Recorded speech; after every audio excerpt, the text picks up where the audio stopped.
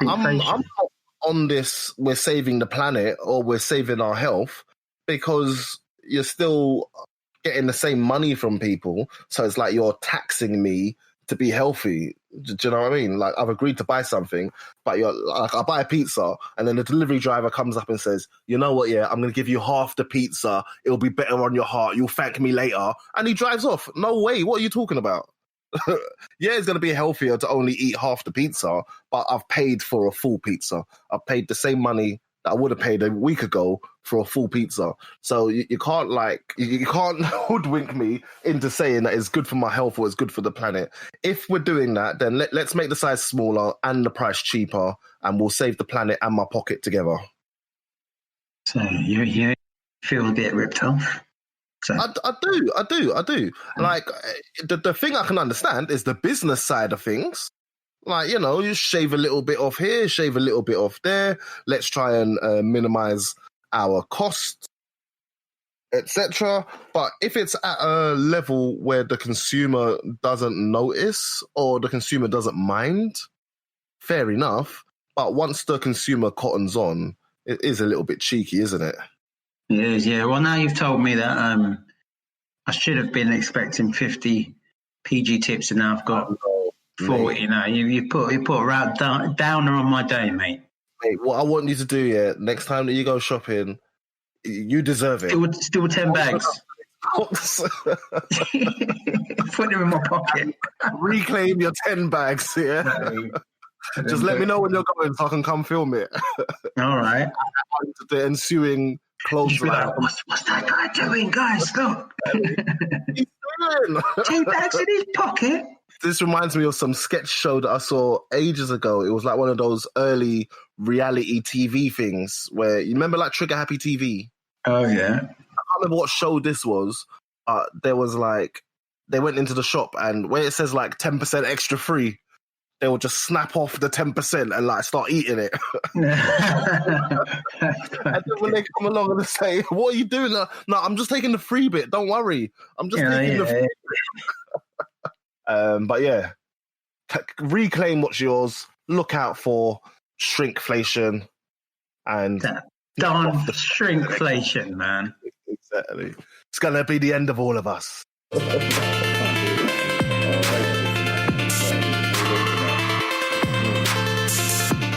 You know what I got for Christmas?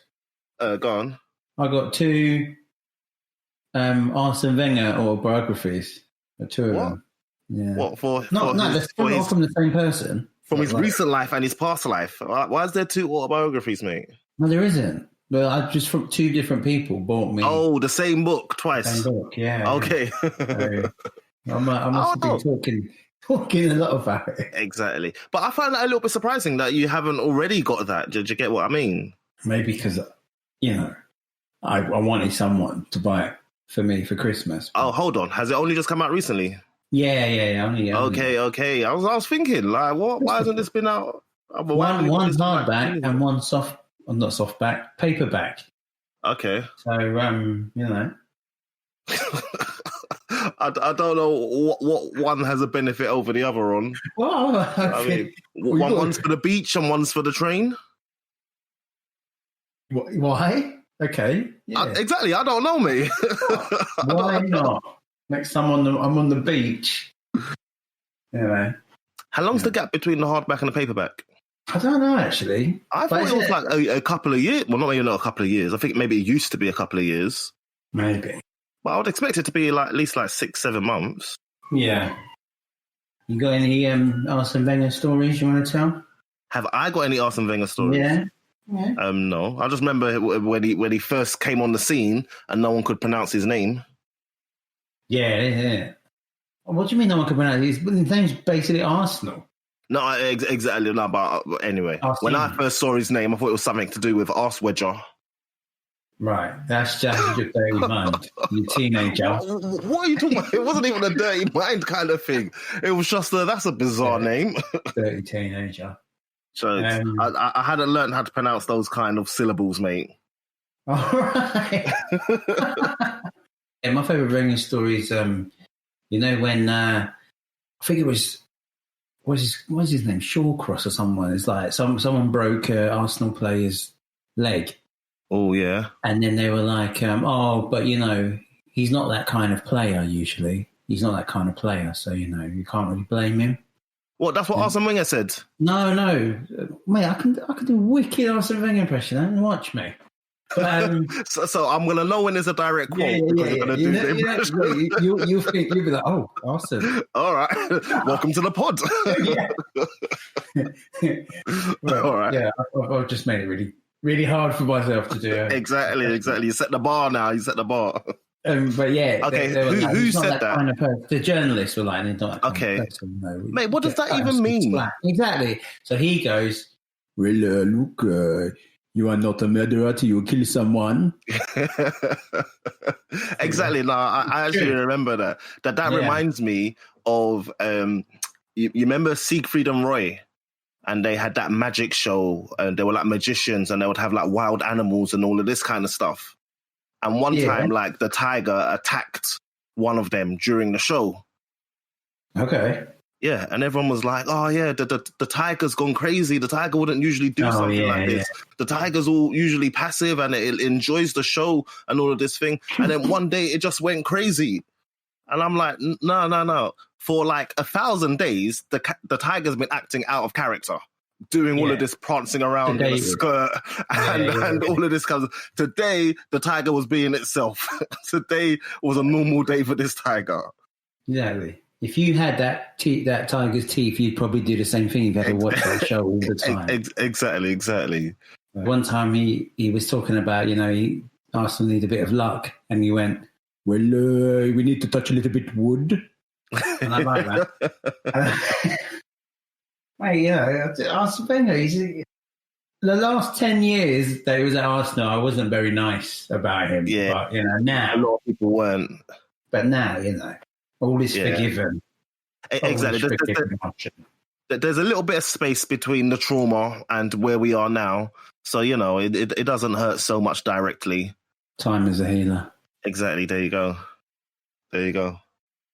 How much of the book have you read, mate? I've read I'm on the Invincible chapter. So I read... Oh, yeah. I read when... he was in Japan before Arsenal. And he was managing in Japan, and it was quite interesting, the stuff that he was saying. Actually, he was saying that their work ethic was so good that they had to hide the balls from the players because they wouldn't go home. They would just practice non-stop, and it wasn't good for them. And he said their first few games, he lost the first few games.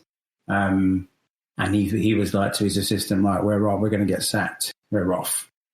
And then, and then he went to the boardroom, and then the chairman was like, yeah, we're going to sack your interpreter because he's obviously not interpreting the right things because we're losing.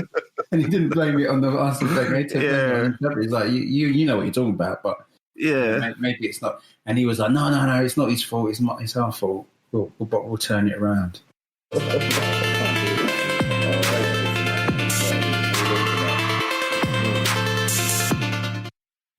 About this time, maybe last year or the year before, Zach, we looked at new words in the dictionary, didn't we? Mate, I think this is an annual tradition. So I don't think we've just done it once. I think we've done it a couple of times. I think in the back of my mind, I was looking forward to this. Yeah. Wow. These are words that have been put into dictionary.com. So it's not the English dictionary. Because I try... So the barrier to entry is a lot lower on dictionary.com versus Oxford English Dictionary. I can hear all the sighs of the listeners. Mate, I've got a feeling that there's some numbers in the dictionary.com's list of words. Yeah, all right. But the only reason is when I tried to go to Oxford English, the English Dictionary website and new words, it then presented me with a PowerPoint. I had to watch the whole thing. So I was like, no, give me something easy. You're too hard. Hold on. So what was the PowerPoint? Isn't it just a new word on each page? No, it was a whole presentation. You could download the PowerPoint, but Yeah. I'll have to press download. Exactly. Too many clicks. Just put it right in my face. Right, exactly. So, so these are new words that were added in 2020. Just a selection, okay? Because all right. But all right. Do I need to guess the meaning? Yeah, that's the way we did it last time, isn't it? Yeah. So we can do it like that, and we can just have a little chat about it. But you know, some of the words you kind of guess because of the unprecedented time, the year that we had, and all of that. Yeah. So the first word was "Am I right?" Am I right? AMIRITE. And it's meant to be like one word rather than a phrase. Yeah, it's an informal variant spelling of the phrase "Am I right?" which is really annoying. I get it, but I don't think I know where that's come from. I don't think I know the source on that. No, am I right? Am I right? I don't know. Am I right? Are you right? Am I right? Is that going to be an American thing or a British thing? Yeah, I'm not sure if it's in the American. I mean, in the English dictionary as well. But that does sound like quite an American thing, doesn't it? No, but hold on, mate. So, what do you think Dictionary.com is American? Isn't it? I don't know. I'm just saying. What? Don't think that .com means it's automatically American. Do you think the British one was going to be .com? Yeah, I thought it was like DonaldTrump.com. I thought that was everyone's website can be .com.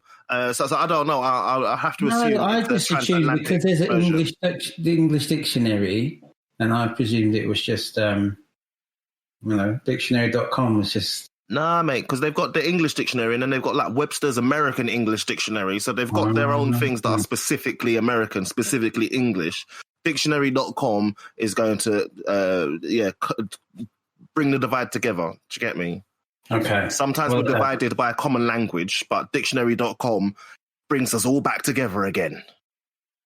I don't know. Maybe it is. I don't know. Yeah. But my point is the phrase American in origin, or is it British in origin, or maybe somewhere else? Have you heard a British person say, "Am I right?" I've heard that, Yeah. If you throw a little in there, it makes perfect sense.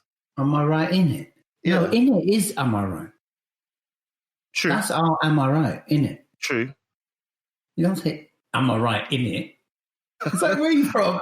I was talking about a few other words in between as well, mate. But you get me? I could see that flow. You get me? Nah, man. I'm all right. I'm all right. Let me know.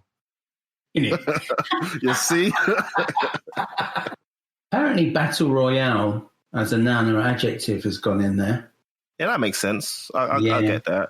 There's video plenty games. of video games, or even if it's not a video game, like not necessarily a shoot 'em up video game. There's even this little quiz game that I play, where it's kind of like a head-to-head, and you've got like 60 seconds to answer all these quiz questions. Whoever gets the most points, like, is still in the pool of available players. Is that and you an just keep on online going game? until there's one left. Is that online game? Well, yeah, but on my phone, innit? Oh no, but I thought with other people, then that's a bit of a craze now, isn't it? Like, Yeah, no, it's definitely with other people, mate. I'm not playing against the computer. No, well, all right, I'll play you, mate. Don't tell me about this. Come on, Why are you threatening me? Why are you threatening me, mate? I'm all right. Battle Royale, mate, to the death. Yeah, all right. I'll play that quiz game to the death. Jokes. Do you remember the movie Battle Royale? I love it.